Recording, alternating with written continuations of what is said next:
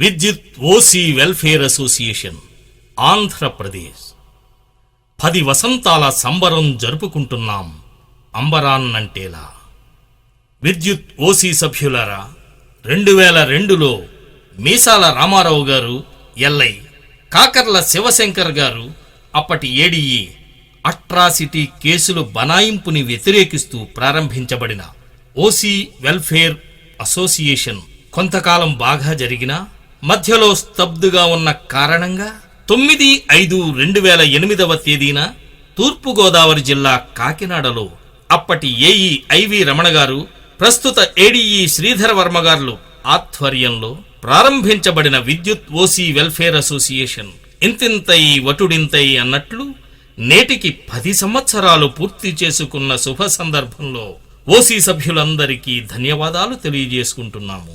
తదనంతరం సాంస్కృతిక రాజధాని రాజమహేంద్రవరంలో 101 మందితో ఏర్పాటైన సమావేశం అసోసియేషన్ చరిత్రలోనే ఒక మైలురాయిగా చెప్పుకోవచ్చు. కోట శ్రీనివాస్ గారు మరియు పడాల రామారెడ్డి గారు ఓ ప్రైవేటు కార్యక్రమానికి వెళ్లబోయి మధ్యలో సమావేశానికి వచ్చి రావడమే కాకుండా ఎంతో ప్రేరణ చెంది మేము సైతం అంటూ విద్యుత్ ఓసీ సభ్యుల భవిష్యత్ సంక్షేమం కోసం ముందుకొచ్చి ఈనాడు 2 తెలుగు రాష్ట్రాలలోనూ ఓసీ అసోసియేషన్ జెండా రెపరెపలాడేలా కృషి చేయటం జరిగింది. ఎంతో మంది సభ్యుల చేరికతో, ఎంతో మంది త్యాగాలతో, మరెన్నో పోరాటాలతో నేడు విద్యుత్ ఓసీ వెల్ఫేర్ అసోసియేషన్ సముచిత స్థానంలో విజయ కేతనాన్ని ఎగురవేస్తోందని సగర్వంగా చెప్పొచ్చు.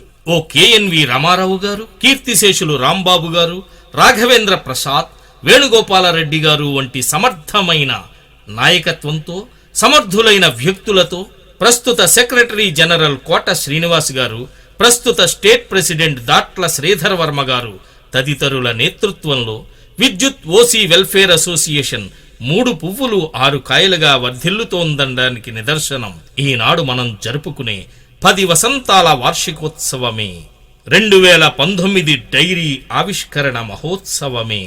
సోదరులారా, ఎన్నో సాధించుకున్నాం, అయినా మరెన్నో సాధించుకోవాల్సిన అవసరం మనకుంది. ఈ సంఘం మనందరిది. కలిసి ఉంటే నిలబడతాం, విడిపోతే పడిపోతాం. ప్రతిభను కాపాడదాం, దేశాన్ని రక్షిద్దాం.